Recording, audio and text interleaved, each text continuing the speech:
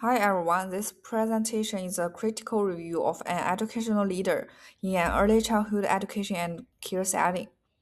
I selected the interview C and this presentation is aimed at staff. I will discuss the leader's key roles and responsibilities, leadership style, challenges, and the importance of advocacy in ECEC. To begin, I will first look at the educational leader's key roles and responsibilities. Let's move on. In this slide, uh, I just show educational key roles and responsibility. So in the interview, the leader describes herself as a leader of pedagogy with families and community. This shows that her role is not only about supporting staff inside the center, but also about helping families and the community understanding children's learning. This makes her role both pedagogical and relational. The interview also shows that one of her main responsibilities is supporting educators. She explains that the educational leader team meets weekly to discuss the program, individual children, and how the center can improve. This shows that the role is closely linked to reflection and continuous improvement. Another important point is that she does not see her role as checking people's programs. Instead, she describes herself as a coach, mentor, and sounding board. This is important because it shows that educational leadership is about building staff capacity, not only supervising others. She also gives a practical example of improvement by using video records of practice. These recordings are used for discussion about what happened, how educators felt, and how practice could improve. She also brings research and evidence into team. Overall, this shows that her role is guide pedagogy, support educators, and strengthen quality practice.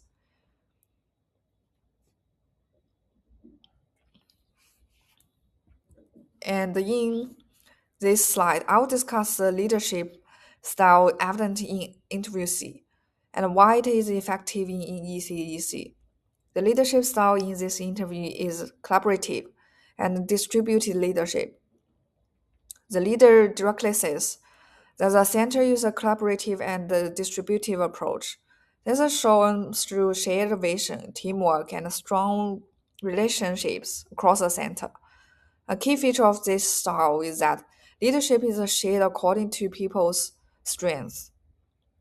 A clear example is when she was asked to lead the design of new garden because she has strong gardening skills and community connection with local First Nation people. The leader supported her with time, resources, and regular check-in meetings. This is good example distributed leadership because expertise is recognized across the team, not only in one formal leader. The interview also shows collaboration because the team works towards shared goals and concerns with families, children, and community. The leader explains that sometimes people lead and sometimes they follow because no one person knows everything. This reflects a shared and respectful approach to leadership. So this leadership style is effective in ECAEC because it supports teamwork, reflection, and collective responsibility for children's learning. Although this leadership style has so many strengths, the role also involves several changes. So in these slides, I will just show key challenges of educational leadership role and give examples from the interview. One major challenge identified in the interview is time. The leader says there is never enough time and that work can be exhausting. This shows that education leadership involves both heavy workload and emotional pressure. Another important challenge comes from families and wider community.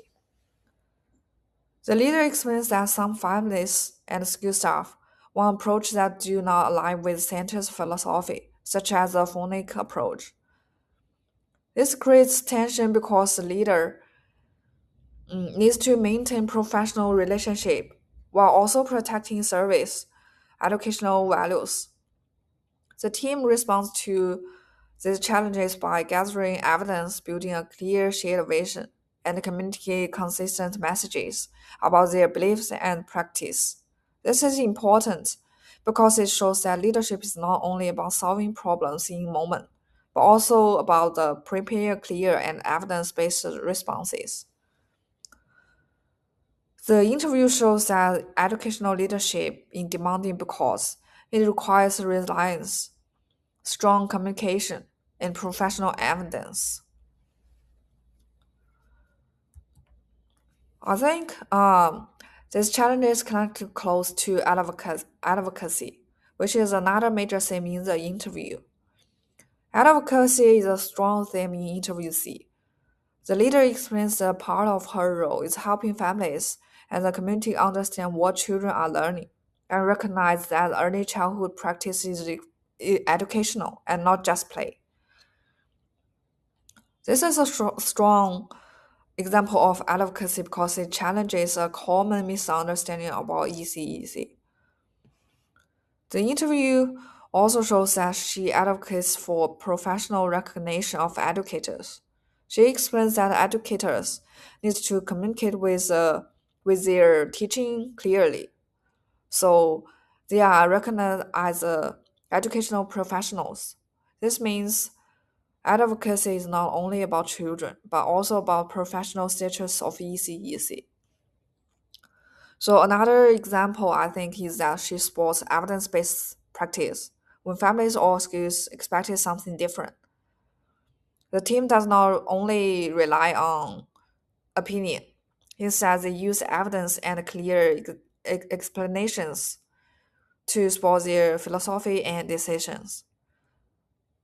So I think to do this well, educational leaders need strong communication skills, confidence, and also relationship building skills, and mm, knowledge of research. So they also need to be respectful, ethical, and reflective in the way they advocate for children, families, and profession as well. So after looking at how advocacy is demonstrated in practice, now I just discuss why advocacy is important more broadly. Within a service, advocacy helps families understand the value of play-based learning and the center's philosophy. It also supports consistent, evidence-based practice across the team and strengthens partnership with families and the community. The interview shows that advocacy is important because leaders often need to explain why the service teaching in certain ways and why those approaches matter for children's learning and well-being.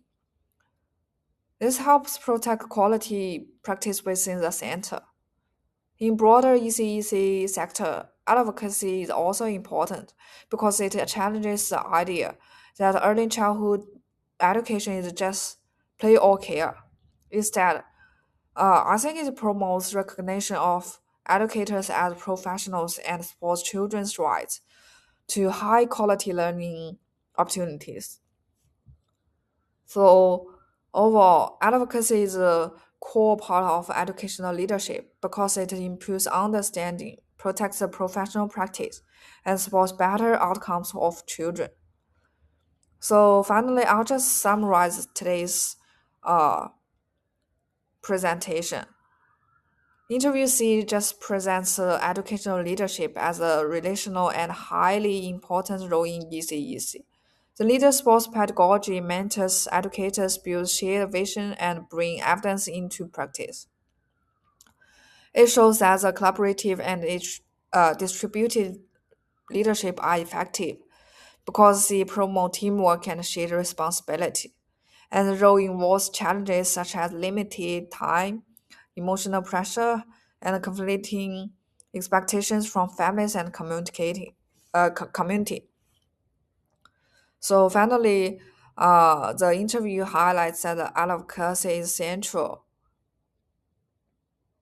uh, to leadership because it makes children's learning visible, supporting evidence-based practice, and promotes recognition of ECEC educators as professionals.